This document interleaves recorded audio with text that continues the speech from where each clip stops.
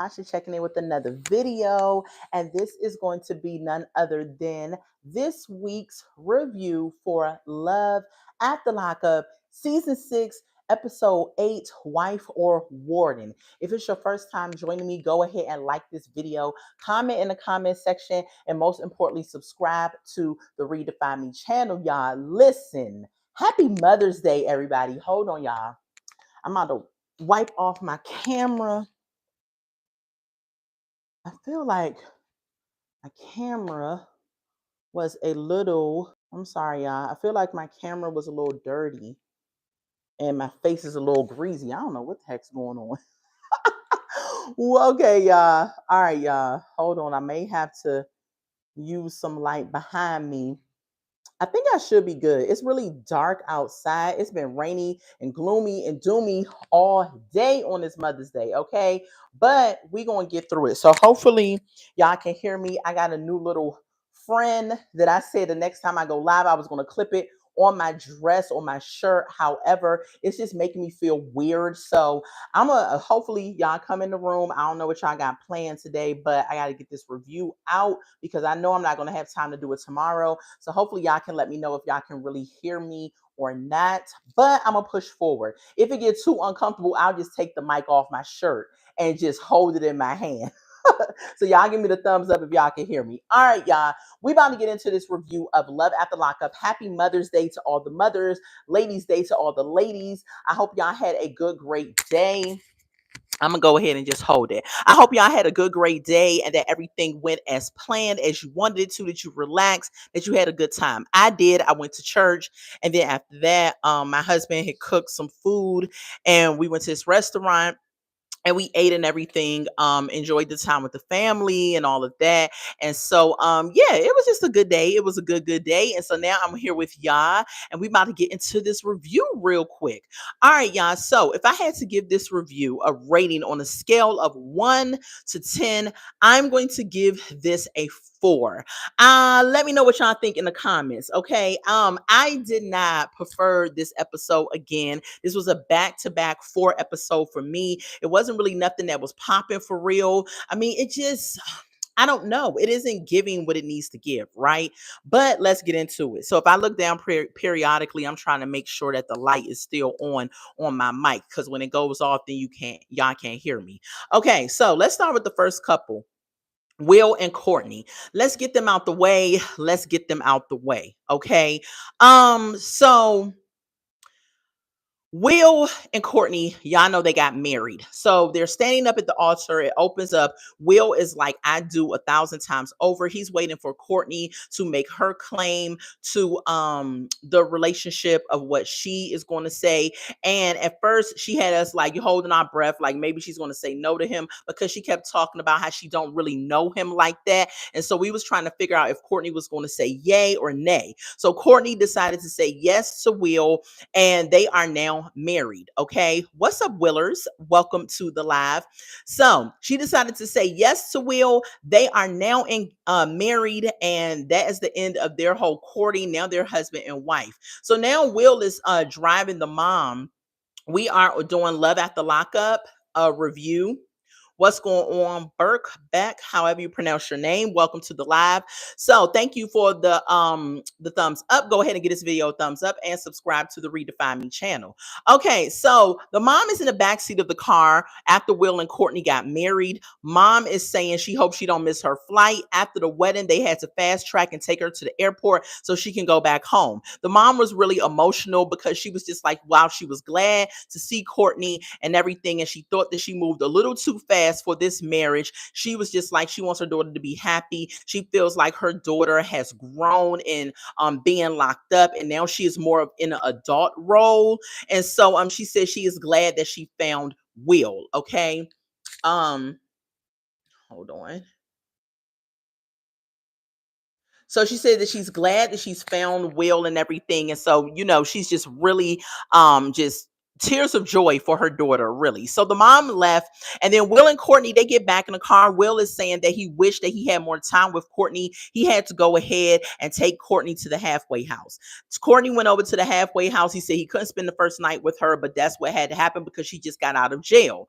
Now that she's in the halfway house, Will gets back to the hotel. He says he's going to call her when he gets there. He gets back to the hotel. He calls Courtney, and we hear Courtney on the phone saying, "Hey, how you doing? Yeah, I'm good. Oh, you made it." First, when she answered the phone, she was like, she was just laughing and everything. And we were like, what is going on here? So Will is also like, is everything okay? What's going on? And she's like, yeah, it's good. I'm about to go to sleep, whatever. Hang up the phone. Will immediately thinks what we all were thinking watching this episode, that is she on drugs or is she drunk or what is going on? Because that's how she sounds. Fast forward the next day, Will goes to pick Courtney up because they have some outings that they're going to do because they just got married. And so when he goes to pick her up, he asks her, he's like, you really made me nervous last night when I called you. You sound like you were on drugs or drunk. That's the first thing that went through my mind. And she's supposed to be a recovering addict. We see her sponsor almost every other episode. And so we're trying to figure out what was going on too. Okay, so she gets the attitude with Will because she's like, I'm your wife. We just got married. How are you accusing me of being on drugs, of doing all of that? You don't trust me. I can't believe that. But what we heard from Courtney, it just seemed like that she was on something. But anyway, Will said he's going to take her word for it, give her the benefit of the doubt, and we shall see what happens with them. What else happened? She says she is triggered by him asking her if she was on drugs and the fact that he didn't believe her. And I don't know how that triggered her because the phone call seemed very suspect, like she was on something. Okay, that's all that happened with them. They didn't really have nothing going on. Y'all already know I do not like this couple. I feel like they are a filler couple. I feel like one of the other major couples are going to drop out, and so that's why they needed to add Will and Courtney. I don't think they have nothing going on. I don't really like them. I don't want to see them no more. They just kind of whack and duh and whatever. They just don't have nothing going on. They're a bunch of Will is a freak.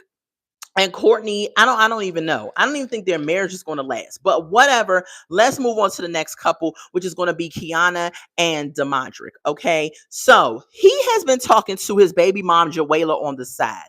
And he is up here saying that he don't know how Kiana's going to feel about that. Demadric is playing this game, right? He really wants to be with his baby mom, Joella. They have 3 kids together, but for some reason he feels indebted to Kiana because she held him down while he was locked up. But he really wants to be with Joella. Okay.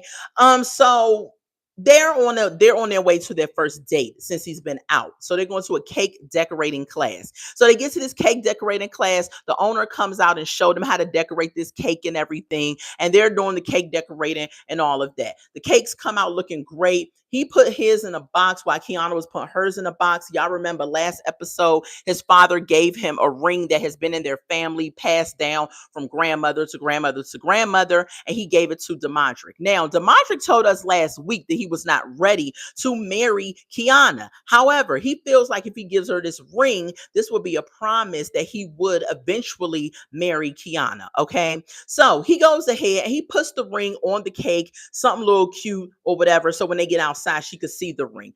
Fast forward, they box up their cakes. While they are making the cakes, Kiana goes and tells Demadric that she did not like the fact of everything that happened at the cookout because Joella, the baby's mom, came to the cookout and she didn't like the way that Demadric was behaving and acting. We all saw it. We didn't think it was a big deal, but Kiana, she doesn't trust Demadric all the way because he has cheated in the past with the baby mom. So I can understand how she feel because if you cheated with the baby mom in the past, and I even see y'all together, my mind would be racing like, okay, I don't trust this dude, right? And she doesn't. However, she's still with them. So they box up their cakes. They go outside and he's like, open your cake up so I can see it. And she's like, open yours first and everything. It just seems like it was a little staged in my opinion. However, he opens his box and she sees the ring and she's like, oh.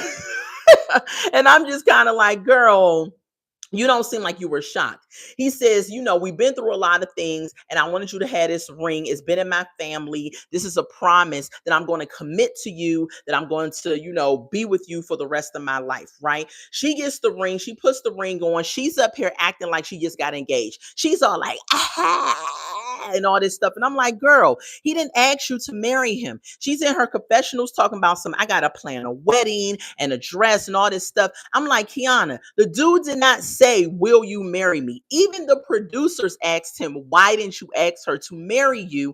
And he was just like, well, that's just a promise, because he really don't want to be with her. He is not engaged to her. He really want to be with Joella. He's just doing some fluff and stuff to give us on this show, because a man is serious about you and wants to marry you is going to ask you, will you marry me? They're not going to be like, this is a promise. First of all, Kiana is 27 years old. Demadrick, I think, is 30 something. Okay.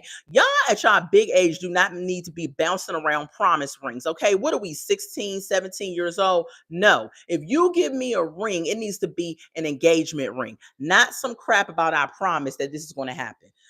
So why don't you just keep it until you're fully ready to commit, in my opinion. However, Kiana's so giddy and goofy because she wants Demadrick and she wants to throw it in Joella's face that he is going to be her man. But little does she know, he's not going to be her man. He's going to run back to the baby mama, in my opinion. Let's move on to the next couple, okay? Y'all know I take notes, so if y'all see me looking down, that's why I am looking down.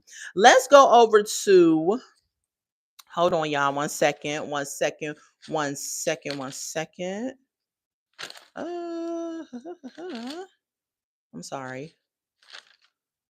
Okay, I don't know what I did. All right. Let's get to Joey and Michael and get them out the way.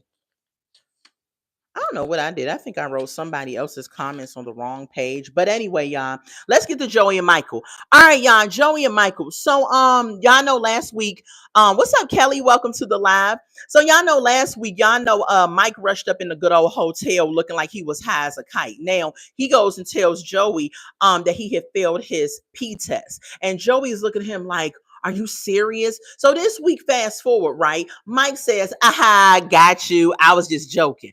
BS. I don't care what nobody say. The way Mike came up in that daggone hotel, so frantic, discombobulated, the way he was moving, he was on something. I don't care what nobody say. Y'all can sit up here and try to make us think he was joking. No, I believe that man was on. He moved crackheadish. If you have ever seen a drug dealer or a crackhead move, that's the way he was moving in that hotel lobby when he was up meeting up with Joey. So anyway, Joey is up here like a sigh of relief. However, Mike don't like Joey. He don't want to be with Joey. For Joey to be almost 50 years old, I don't know how many different ways this man is telling you that he don't like you. If I don't want to be with the person was a person, it's Mike. And he's sitting up here, Joey, with his old goofy self, up here believing that this man actually want to be with him. First of all, their whole relationship, to even talk about them for what I believe in, gives me the ick, right? However, simply because they're on the show is the only reason I'm talking about them. Because if you ask me, they're two goofy individuals that just wanted some airtime. Mike is going to go back to jail. Joey is going to be sitting up in this room like Brandy again, peeping out the window, hoping for somebody to rescue him from the tower. And it's just a really horrible, stupid relationship. But anyway, they go over to Joey's family house because they're having some type of cookout, and that's where they're supposed to meet Mike. So they get over to the house, and Mike is so lackluster and uninterested. He goes and he just does it just to please Joey. He's meeting up with the family. Hey, how y'all doing? Yada yada yada. Okay. The brother was teamed too much for me in this episode. I know the brother is concerned about Joey and his sobriety, but the brother was coming on a little bit too aggressive for me. He was just like, you got to get yourself together. You got to get in rehab. You got to make sure you're doing this, because if you don't, you're going to fall. And he was speaking the truth to him. Don't get me wrong, but he was just doing a little bit too much. Like if you're just now meeting a guy, we understand that he has a past of drug addiction and abuse and all this stuff. But the last thing a person that has an addiction wants to hear is coming to meet somebody's family and be told about how the whole family is addicts and how you can stay clean and all of this. It's a bit too much. Like, why aren't you asking this dude about like what's your plans? And they did say what is the plan for you to stay out of jail and stay clean and stuff like that. But it was more so geared towards his addiction part instead of getting to know him as a person, right? Okay, so that's my opinion. Y'all can let me know what y'all think. Some of y'all may think that the brother was doing his due diligence. I just think the brother was just doing too much, right? We fast forward where Mike says he has to step out the front, to get a breather because the brother was all down his throat and everybody's staring at him, asking him all these questions as if Mike is in this relationship for the long haul, which he isn't. He doesn't like Joey. And I don't know why his family's sitting around asking him all these questions and they're not picking up on the clues that this man doesn't like him. So he goes outside and he gets on the phone with one of his friends, and his friend name was what was the friend name, y'all? Spencer. He gets on the phone with Spencer and he's like, man, I'm over here at Joey's house. His family asked me all these questions. This is just way too much. I don't want to deal with this. I don't even like Joey. He didn't even say that part, but he did say it was too much. And he on the phone with Spencer, and he's like, I'm going to come and see you later on tonight and everything like that. Now, I don't know if Spencer is his pusher, but Mike even told us that all of his friends are addicts, ex-addicts, thugs, what else he say? Thieves. All of his friends are bad people that he does not need to have in his corner. But for the life of me, he still wants to be friends with these friends because Mike is not changed. He has not been rehabilitated. All he did was serve his time, and now he's out in the free world. And Mike tells us he can't wait to go back to jail because he left his family there. That is his family in jail. He wants to be there. He doesn't want to be in the free world. He doesn't even know how to function in the free world. And Joey is up here having all these high hopes up here, even had to mention on this episode that, about marriage and stuff. Joey, get your head out the clouds. This man is not going to stay with you, not going to be with you. He don't even like you. He's just not that into you. Okay. What else? The mom lets us know in this episode, she was telling Joey, don't trade places with me, Miss Sophia. Okay, because the mom let us know that she put up with a lot of crap from Joey's father, and she does not want that for Joey. So now we see where the personality trait of how Joey is with Michael, where it comes from. It comes from the mama. The mama put up with a lot of stuff with the dad. So apparently the dad was teen too much and a hot mess as well, because the mom put up with a lot going on with him, and she didn't want that for Joey, right? So she giving Joey a hug and she's all teary-eyed and she just don't want that for him, right? However, mom, too late because Joey is already a pick Misha. The mom was a pick Misha. Now she passed it down to Joey. Joey's a pick Misha. And now he's doing it for Mike. Okay. His mom was just talking to him like he was a teenager, like he was a child. This man is almost 50 years old, mom. You're gonna need to give him some real life adult talk and stop talking to him like it's a woo moment. He don't get that. He is not at that age. He don't need that. He needs some tough mother advice and tough love.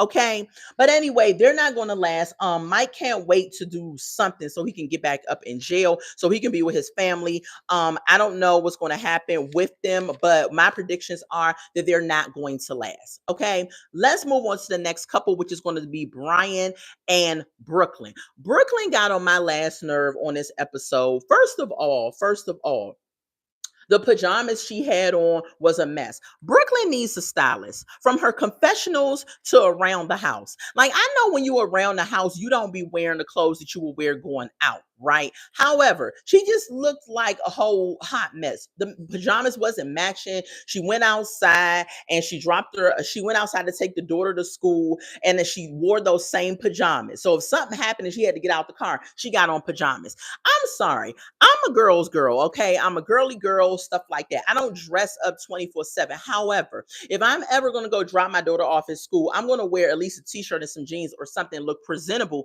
in the event that I may have to get out the car. I might make sure I have a bra on. I make sure my face is washed, things like that. Even when I'm around the house, I have matching pajamas or I have a pajama shirt or something. Something. I don't know, but just Brooklyn just she needs help. Okay, she needs some type of help. Her hair always look real synthetic and oily and just I just don't know.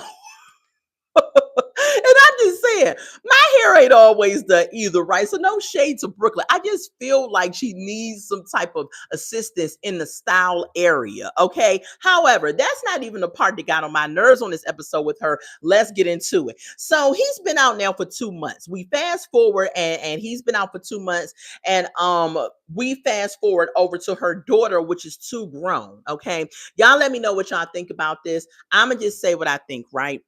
Her daughter's too grown. Her daughter is up here doing a diary cam talking about some, let me tell you about my bestie. Okay. Y'all know she calls Brian her bestie. Um, After thinking about it, when I first reported on her daughter and Brian's relationship, I thought it was cool because they had a cordial relationship. Now that I'm recounting it and thinking about it, it is not okay. I did say that I'm gonna reserve my comments about it because I don't think she should be jumping up in his arms and all of that. But as I look at it, it's not. This relationship is not okay. First of all, he's not your bestie. You're 8 years old. Your bestie is somebody at your school that you have common interests with, not a grown man that just got out of jail. It doesn't give good taste. Okay. And for Brooklyn to sit up here and allow her daughter to participate with this man like this is something telling about her. She wants this makeshift family so bad that she is willing to let her daughter go ahead and call this grown man bestie, talk to him in her room about what's going on with him. That should have been a conversation where Brooklyn sat down with her and Brian and let her ask the right questions with both of them present. And I'm talking about the last episode because she was questioning him about how long he was in jail, where he'd been, and all that other stuff. Too grown. This episode, too grown. She talking about she loved Brian. He helped her with her homework and all of that. Now I understand she was expressing how she feel about him, but why is she even in this scene? This is Love After Lockup. This is a show between her mom and Brian. Why is she being shown in a light like this? The only other kids that have done this on this show, I believe they do interview some of the kids. Don't get me wrong. But I think whatchamacallit kids were the only two other kids that had did this. And they would what is her name? She had the two kids, Jeremiah and the other girl. Y'all know who I'm Rob and Teeny. Her kids were a little older though, and I think they shot them a lot by themselves, talking to them. I felt like they were too grown at some points too. However, this situation right here hits me a little different. I don't know why, but y'all let me know what y'all think. But I do not feel like she should have been on a diary cam about Brian. They just trying to use her as a filler. So anyway, Brian's friend Adrian is coming over to pick him up. So Adrian pulls up. Brian is saying he about to go shop for some clothes because he got a job interview later or whatever.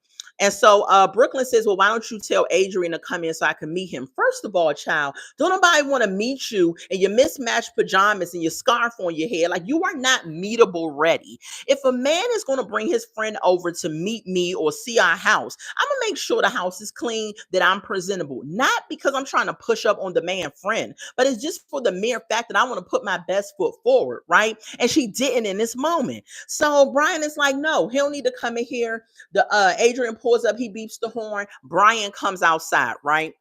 So Brian gets in the car. All of a sudden, 2 seconds later, now Brian told her he don't need to come here. You can stay in the house. I'm gonna go out here. She comes out the house 2 seconds later, knock on the window. She's like, tap, tap, tap. I'm like, you know what? Brooklyn is annoying. Why are you outside? Didn't Brian tell you to stay in the house? See, that's her problem. And that's why her and Brian not gonna work out, because she doesn't know her role as his woman. Right? If your man asks you to do something, then do what he asks you to do. For you don't even know his friend. What if his friend is some type of freak or some type of something trying to look at you and stuff, sexualize you and trying to make moves and get in your relationship, stuff like that. Like, listen, stop being too much Brooklyn. So she's asking a friend all these questions. She talking about some, listen, I just wanted to meet you. My name is Brooklyn. Now, I think this is all a lie. Brooklyn was too comfortable with that friend to make it seem like she just met him. I think they already met before. And I'm going to tell you why.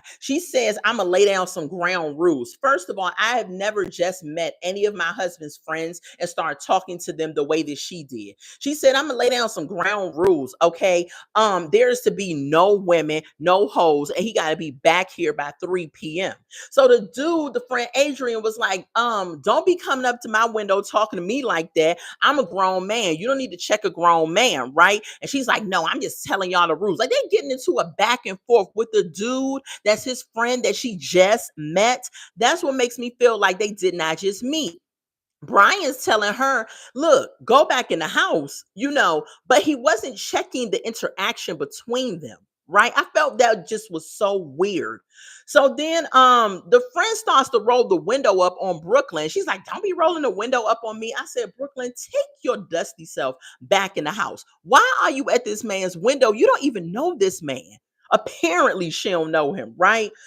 So anyway, Brian and Adrian ride off. Adrian is just like, listen, how much dedicated are you to this relationship? Brian says he loved Brooklyn. She held him down. The same prison stuff they always say, right? His friend Adrian is like, but dude, you've been locked up for 6 years and the BBLs are out here. I said, no, he didn't. He basically was telling him that there's other women out here, things have changed, and you need to sow your royal oats instead of settling down with dag on big back Brooklyn. And listen, ain't no body shaming, but Brooklyn is, whiter than all outside, and that's kind of what he was alluding to, right? So Brian tells us that he got in some trouble back in the day where he had robbed a pharmacy and he thought it was behind him, but eventually it caught up with him, and that's what got him locked up. Okay. They go to the store and they pick out this Mr. Rogers sweater, okay, for Brian to try on. And it didn't really look bad on Brian. Now they were supposed to get clothes. I think that Brian only brought that daggone sweater. I think that was all he brought. And I think the friend paid for it because Brian had some debit card he had pulled out, and it's either Brooklyn's debit card or his parents' debit card. Because before he left the house, Brooklyn said, do you need some money?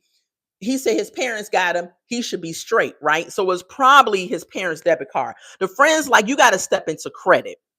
Okay, so the friend probably paid for the Mr. Rogers sweater. I don't know. The friend says, listen, I'm about to take you to the strip club. And I was like, Lord, here we go. In the middle of the day, he about to take him to go see some cheeks, okay, in the strip club. So Brian said, all right, bet, let's do it. I got to be back by 3. Now, I don't know what time it was when they left the store and was on their way to the strip club, but apparently it was a little closer to 3 o'clock because then when he got in the car, Brooklyn calls. As soon as he answers the phone, he's like, what? And I was like, okay, first of all, there is no day of the week that my husband would ever answer the phone what to me. I don't care if we just had an argument. I don't care if we had a disagreement. I don't care what it was. The respect is still going to be there. You're never going to answer the phone what to me. And that's the way he answered the phone with Brooklyn. And she's just like, what are you doing? Where are you at? It's almost 3 o'clock. Brian is just like, we good. I'm on my way home and all this stuff. It ain't no 3 o'clock. So he gets off the phone with Brooklyn and he's heading over to the strip club with his friend Adrian and everything. In my opinion, Brian needs new friends. He does, because Adrian is up here. One has told him to go find out what's up with the other BBLs. 2, he is trying to take him to the strip club. Those 2 things, Brian needs to be focused on getting a job, trying to change his life and get back in society. He don't need to be focused on going to the strip club and seeing what's in them streets, because ain't nothing in them streets. Okay, let's move on to the next couple, because if Brian keep hanging around that friend Adrian, it's going to be a good old problem. Okay, moving on to the next couple. Let's move on to Bradley and Savannah. Hold on, y'all. And I had that page, and I don't know what I did with it. Hold on, y'all. Okay, here we go. Yes, here we go. All right, y'all. So y'all know last week Bradley had drove off in Savannah's car, okay?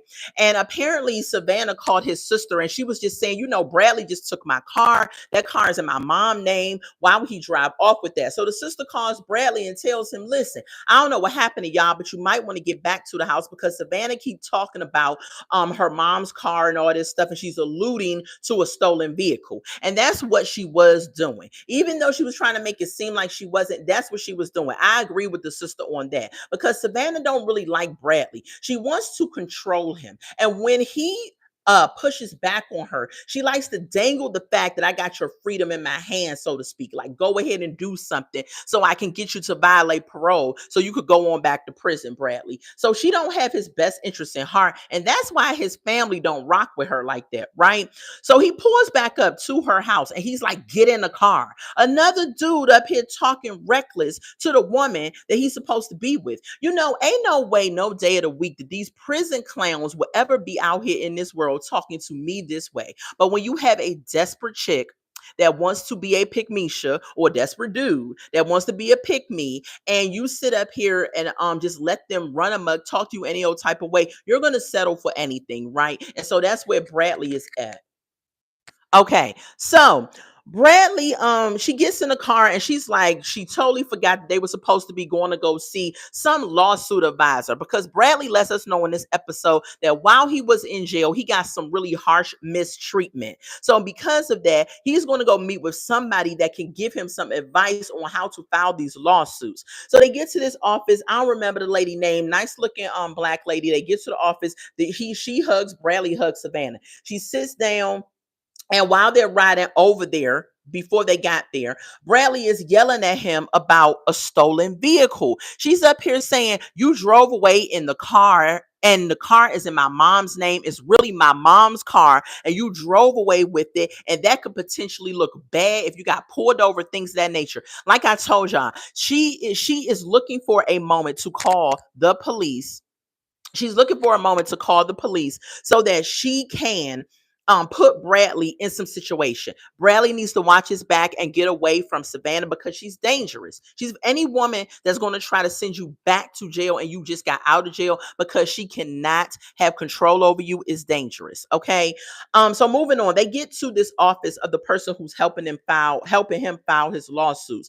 Bradley pull out all these papers from his folder talking about yeah, they did this. I said, how many different things did they do, right? But everything that Bradley was telling the lady was just the COs doing their job. But Bradley felt like, well, they didn't have to do it that way, or they didn't have to do it that way. Bradley, go home. You don't have a case. Stop trying to get a quick bag up out of somebody just because you think that these people have done you wrong. Go home, Bradley. Bradley full of crap. He was trying to get the money. Even the lady told him that they were just doing their job in some cases. But the lady said, I will take your paperwork, look over it, and see if you have actually a case. Then the lady turns into a therapist, right? She goes on and she says, how are you all's relationship and everything? What's going on here? And she's just like, Savannah's like, it hasn't been great since he's been out. We've been bickering back and forth. What's up, Tasha? Happy Mother's Day to you as well. And all of the other mommies that's in the room, happy Mother's Day. If I forgot anybody, I hope y'all had a happy, blessed Mother's Day. Thank you all so much for being here with me. And so the lady goes and tells them, okay, after hearing what they said about how their relationship has been going, she said, well, maybe y'all need to separate. She was like, sometimes distance makes the heart grow fonder. And Bradley was like, you know what? You're in my thoughts. You know me all too well. I love you more and more the more I'm sitting here. And I'm just looking at him like, Bradley, as soon as you leave, Savannah gonna get in that car and rip you a new one. Thank you, Kelly. Happy Mother's Day to you too. So I was just like, Lord, he up here taking the advice of a woman, and not only any woman, a black woman too. Savannah don't like it. Soon as they got in the car, right? Savannah was like, so I thought she was just supposed to be helping you with your paperwork and your lawsuits. So when did she turn into a counselor or a therapist? And Bradley was like, I mean, I kind of like what she was saying though. Maybe we do need some distance because we've just been arguing back and forth and all of this, right?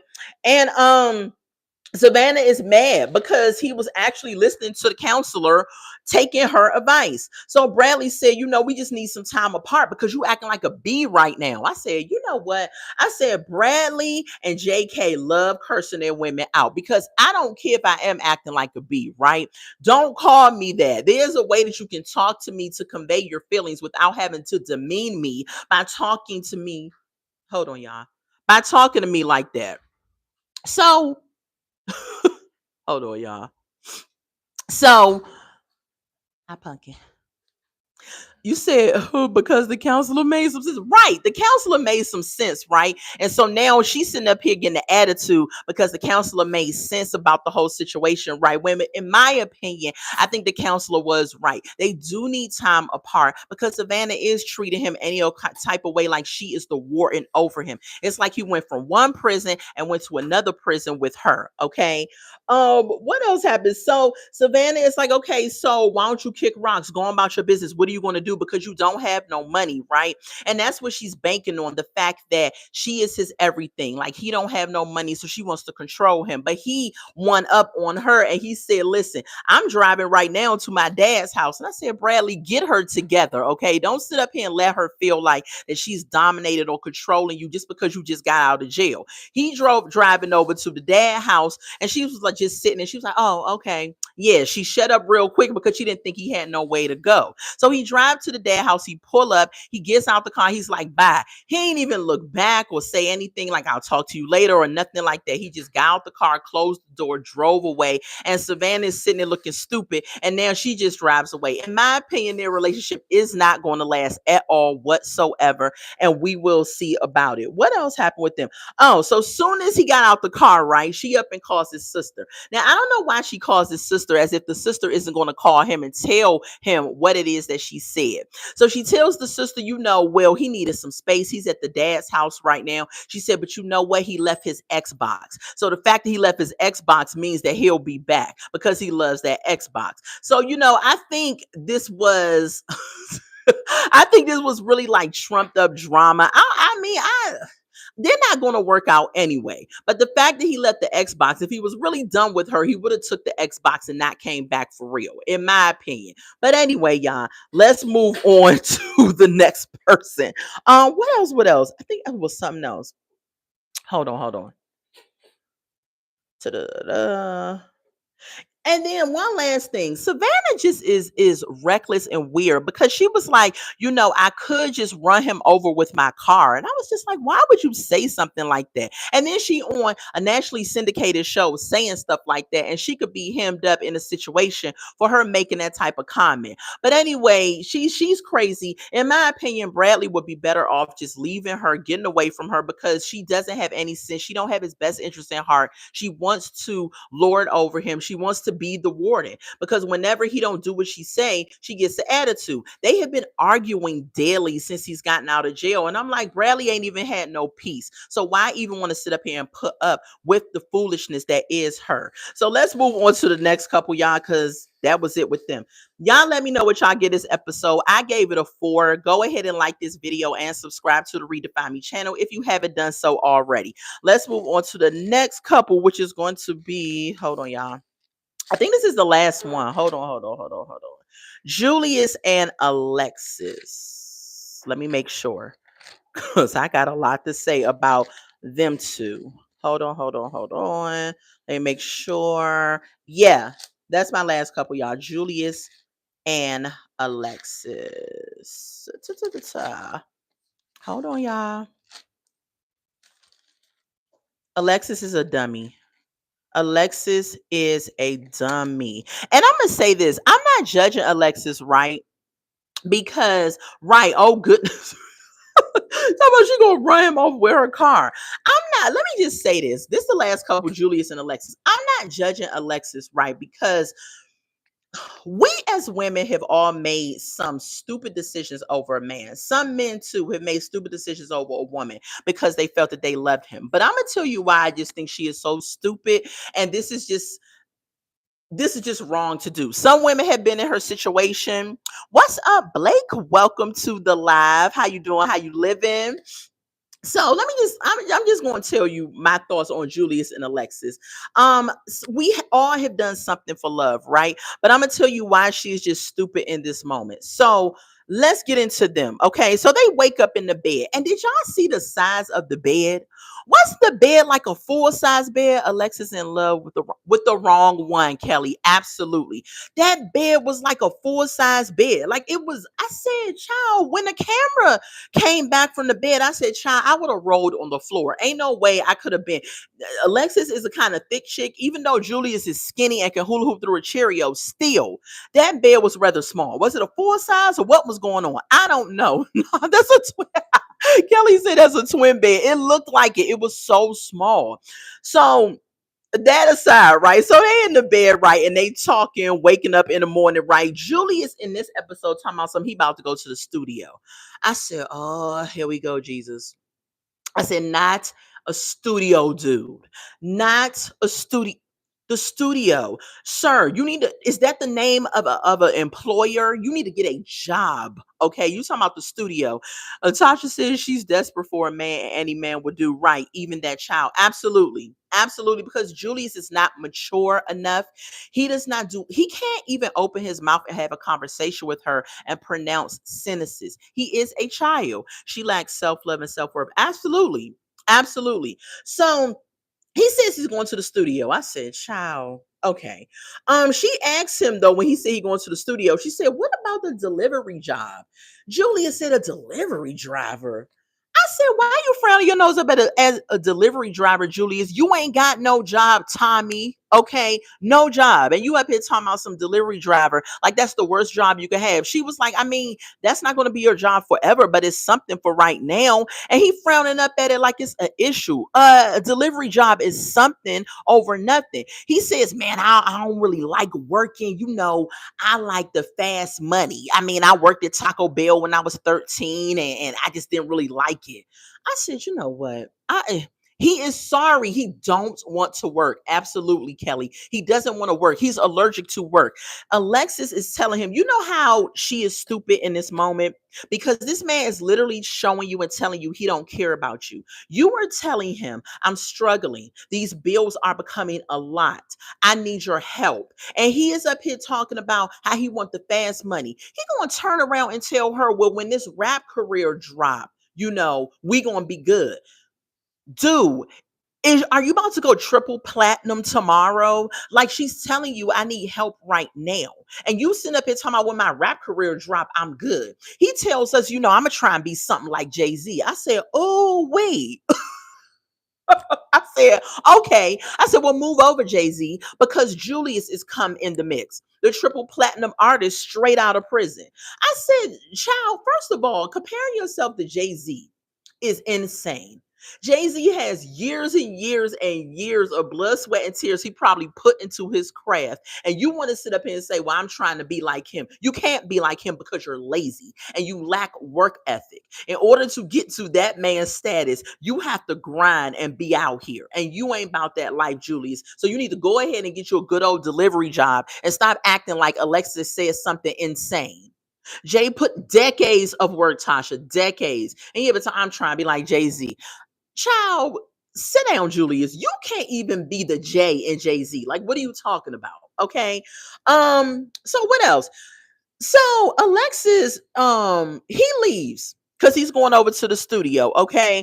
Hold on, y'all. So we get Alexis that tells us in this little confessional that she put an air tag on the car. So wherever he goes, she's going to be able to find out where he went. I don't ever If I ever have to put air tags and track my husband's phone and do all this other stuff, I don't need to be with him at that point, because I'm not signing up for no relationship where I gotta go freaking track you down, where I don't trust you, where I gotta find out where you went, where I don't believe that you went here, there, and everywhere. I don't want to do that. I don't want to have to do that. And this is why she's stupid in this episode. Not because she made the mistake of getting pregnant by the dude, but the mere fact that you chose to share your life and be in this situation, you chose to make your life worse with this dude that has no type of emotion. He can barely hold a conversation. Julius wants to be back out in these streets funning and gunning. He don't want to be a family man. He don't want to be no father. He don't want to settle down. And you sitting up here getting yourself further and further in a hole with this idiot.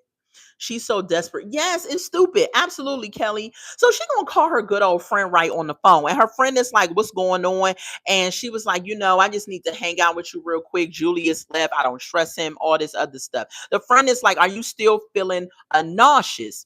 And she's like, yeah, I'm still feeling nauseous and everything like that. Right. So the friend was like, well, when was your last period? She was like, I mean, it was right when she picked him up or something, or a while ago, basically. So the friend is like, oh my gosh. She was like, you know what? I'm on my way over. Yeah, the friend got there in like 2 minutes. Was the friend around the corner? Like, was she outside? The producers was like, okay, you could go in right now. The friend got there really quick. Okay. So the friend comes in, right? Y'all see her friend lips look. Yes. Did her friend get lip injections? Like, black women, we don't need lip injections. Look, we don't need it. I don't know why.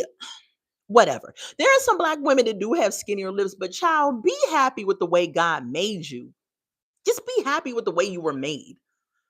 And save yourself some money doing all these lip injections and BBLs and fat removal surgeries and all this other stuff. You spending all this money and you ain't got nothing stored up for retirement. You ain't got an IRA, a daggone 401k. You ain't got nothing. And you up here trying to beautify the body and stuff. Why you doing all that and you ain't even set up for the latter parts of your life, which I think is foolery to me. So anyway, her friend comes into the door, right? And this is why I also say that, yes, so black too. I mean, her friend is smoking the marijuana. Okay, we already know that because the lips were black as well. The worst thing you could have is big old black lips, not black in the sense of like you're black, but the blackness of smoking and stuff like that looks crazy. Looks crazy. So her friend comes in the house. She says, I got you some stuff. And one of the things that she had was a pregnancy test. Now, this is again why I say Alexis is stupid. Girl, you have not been on your period for about 2 weeks. Why didn't you yourself go say, let me get a pregnancy test? You sat up here and had your friend that had to come over there with the pregnancy test. You're feeling queasy. Your body is feeling different. Go get a I said, this girl cannot be a professional in society. She cannot be. Isn't she someone who's taking care of elderly? What is her job? A CNA or something like that? I can't remember what she does, but she should not be taking care of nobody else. She can't even go and get her own pregnancy test. Yeah, Kelly, she's scared. She was scared, but look, what you gonna do? You either pregnant or you ain't. What you scared of? You wasn't scared to let that old nasty Julius straight out of jail shoot the club up. So you got to be a woman and woman up and go figure out if you pregnant or not. So, girl, anyway, the friend come in the house and the friend tell her take the pregnancy test. Okay. Alexis in this moment lets us know that she really does want to be a mother. She said because she feels like if she has a child, she will have someone that will always love her and she would never be lonely. This was the saddest statement that I have ever heard on this show, because you don't want a child so you can say, oh, I have a family now and I'm becoming a mother and God has given me this privilege of motherhood. You want a child so that someone will always love you and you'll never be lonely. That's sad. That's really sad, because at the end of the day, we will want to believe that with our children, but sometimes children turn their backs and they don't love you like that, like you would think. And sometimes they're going to leave you. And eventually, when they get older, they are going to leave you and start their own lives. So I don't understand why her mindset is there. She has very low self esteem. She's a beautiful girl, but has very low self esteem. And she chose this idiot that's going to drag her self-esteem down even more because he's not ready for nothing. He wants to drink, fun and gun, be a fake rapper selling mixtapes, and just live life in the gutter, get the fast money, and end up back in jail. A way to pick it, Alexis.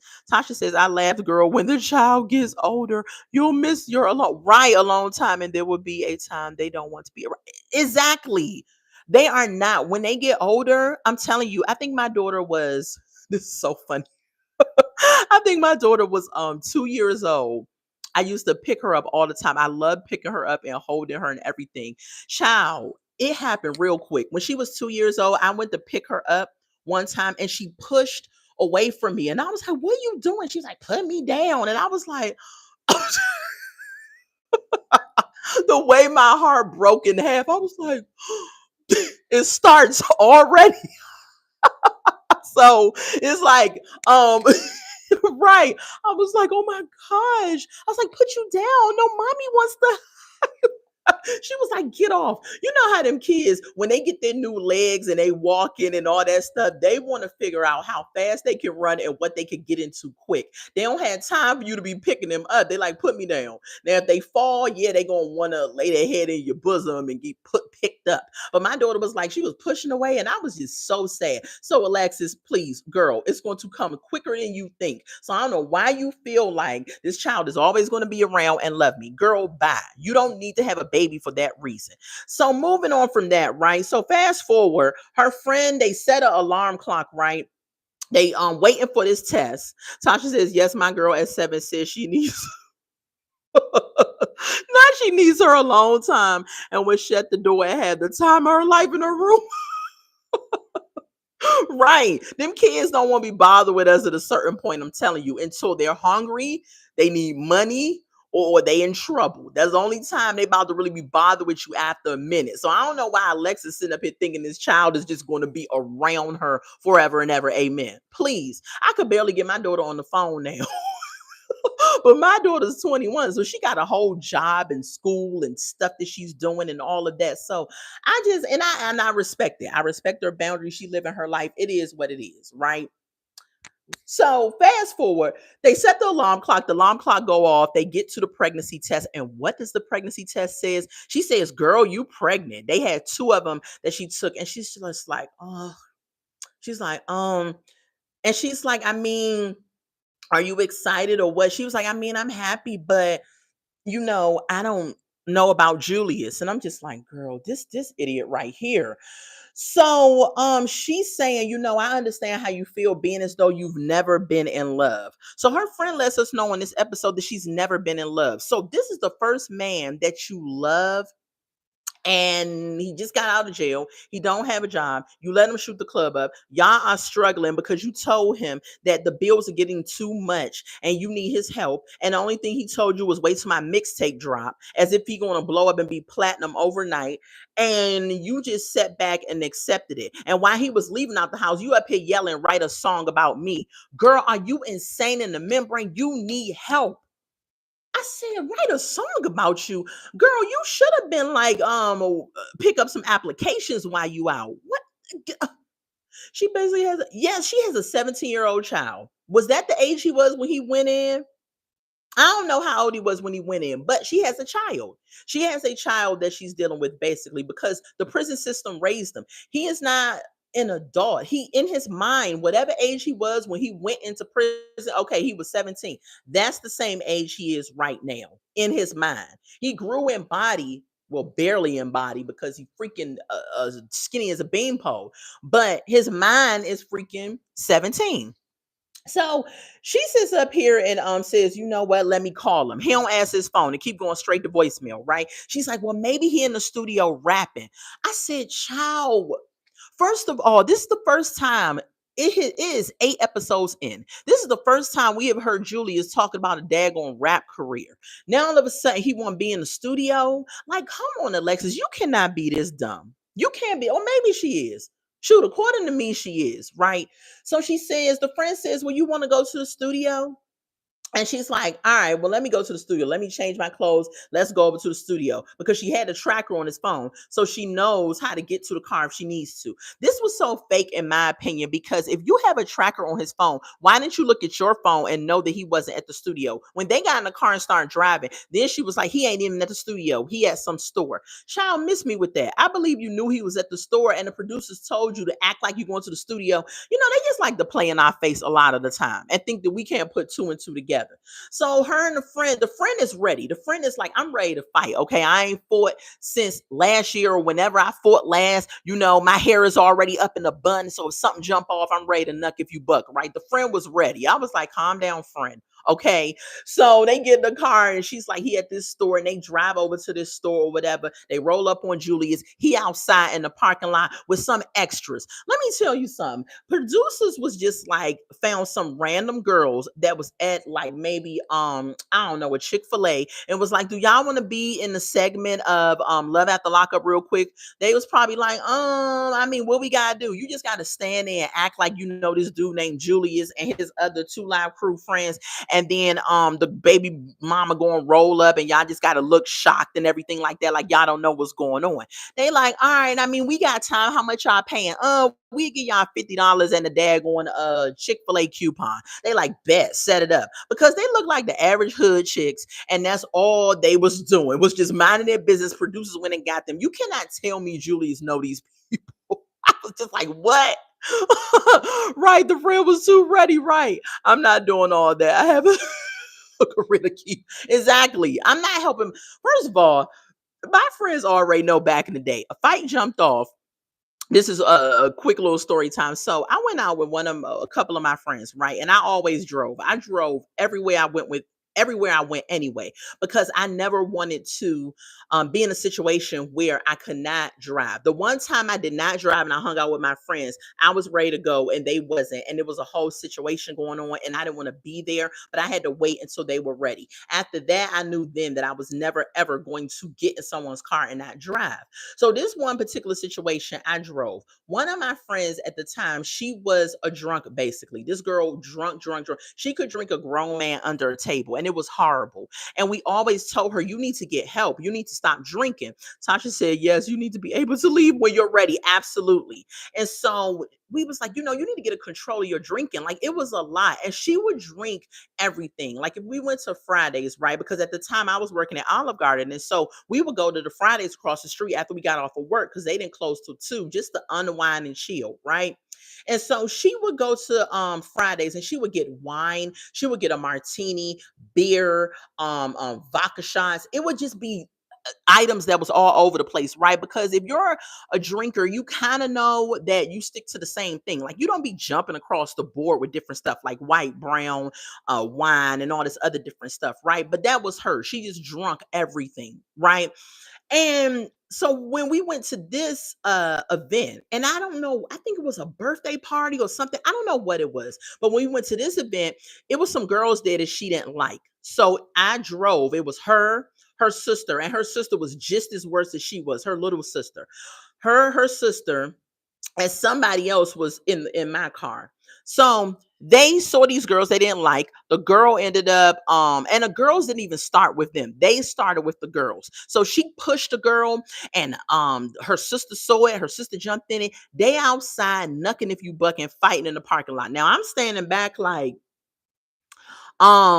I'm about to leave. So if you rode in this car, you better come on. So it was other people at the party that we knew, because when we were all service at the time. So when you're serving in the serving field, there was a bunch of restaurants around us. So we all kind of knew each other. So they're fighting and stuff. And somebody said they're going to call the police. And so a guy that we work with literally had to pick her up and put her in my back seat. And then she opened the other side of the car door and went out on that side to get back to the girl to keep fighting her. I'm in the driver's seat and I'm just like, I'm out to drive away, because when the police pull up, I don't want to be involved in this crap. Like, I don't have nothing to do with this. They looking at me asking me, am I going to jump in it? I said, jump in what? Y'all not scratching up my face. Not going to happen. I'm not breaking a nail. I'm not getting involved. No, I'm not going to do it. I'm sitting in the driver's seat like, put her in the car or I'm out to leave, for real. I told him, I said, I'm out to leave her and she's going to have to get a ride home some other type of way. You're like, I don't do that whole fight. First of all, I don't fight because I like my skin. Like my face. And you not scratching up my face and my skin off of some dumb fight. And it was so stupid because y'all started with these girls. And now y'all want to sit up here and fight these girls because they retaliated. Y'all started with them. So somebody called the police and I was like, yo, if the police show up, I'm definitely taking off. I don't care if she in the car or not because I don't want to be involved in this mess. So she finally got put in the car and somebody that we knew had to get in my car and literally sit on her and yell at her, telling her to calm down so the door would open again. Child, it was a whole hot mess. I'm not friends with her anymore because I'm on a different level in life anyway. So even if I did still talk to her like that, it would simply be a high and by situation. But that girl always got us in situations, right? Because she was a drunk. But anyway, that's a quick little story time. Anyway, to say all of that, Alexa's friend was ready to fight, and I'm not the one. You look for me to help you in the fight. I'm not doing it. I'm like, nope, nope, you're not scratching me up. And now I'm older too. I'm not about to be running around fighting and tussling with nobody. I don't have time for that. I'm just gonna grab a weapon because I don't have time to be sitting up here fighting with you. You hit one of my knees, my knee go out and all this stuff. And now I'm down in the bed for 3 days, missing work and missing money. I ain't got time for that. I'm on a different level in life, right? You give up childish things when you get older. So I ain't got time for that. So yeah, they pull up in the parking lot and we don't even know who these girls are. And that's the way the episode went off. Okay. Yes, my right knee, Tasha, baby, every now and then.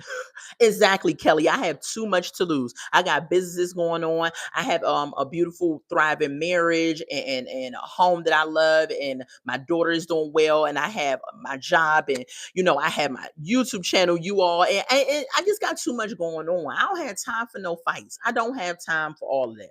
So if you roll up on me, I'm just gonna grab a weapon and do some harm to you, and that's gonna be the end of it because I'm not rolling around on the ground and tussling with nobody. I'm too old for all that because this right knee, one, I'm not running after you. You hit me in the right knee at the right time, and it's going to be going down. So I'm not doing all that. so anyway, that's the way the episode ended.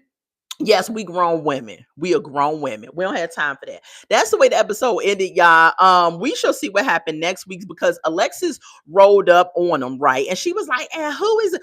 When she did that, she reminded me of what's the girl on Friday when Craig was when Felicia walked up on Craig asking him, and his girl was like, she was like, "Who is that B?" She's like, ask that B for some. That's what it reminded me of when Alexis rolled up and she was like, who is who is this? Who are these people? And Julius just sitting there looking like he wasn't gonna say anything intelligent. I'm glad they cut it because he wasn't gonna give no explanation that she would believe. Okay. But now you locked in with this dude because you pregnant. Unless she didn't have the baby. Now I don't know. Y'all let me know if y'all heard out on the streets if she had the baby or what happened, right? I don't know. However, Alexis, you got to make some better decisions, man. Dang, now you got a baby with this dude.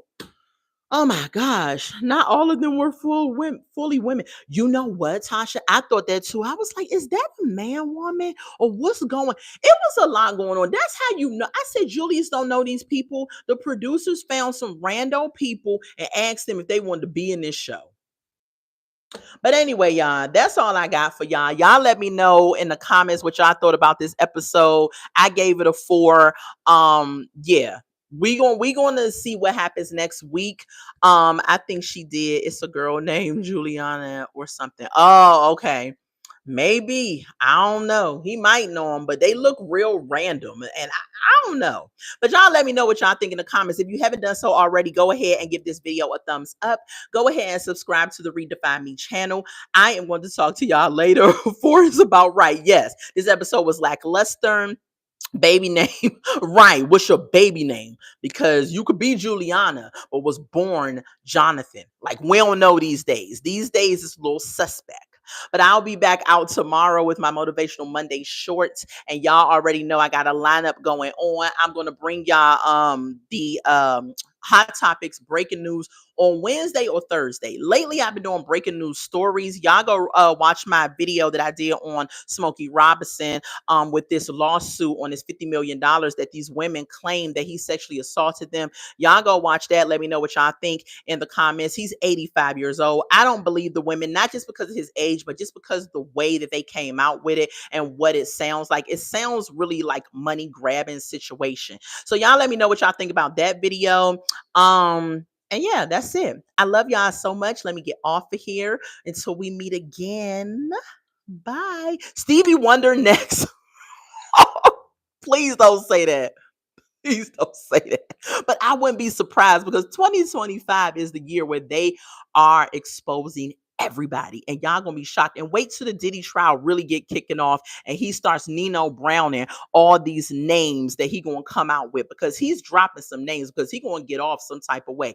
Either he not gonna get off, but he's not gonna serve all the time that he should, because he's gonna give up some names. I'm pretty sure of it. He gives me snitch vibes. Like, that's what I'm gonna do. So y'all let me know what y'all think. Check out some of the videos on my page, and I will talk to y'all later. Nino Brown. I might go watch that movie. I love y'all. Bye.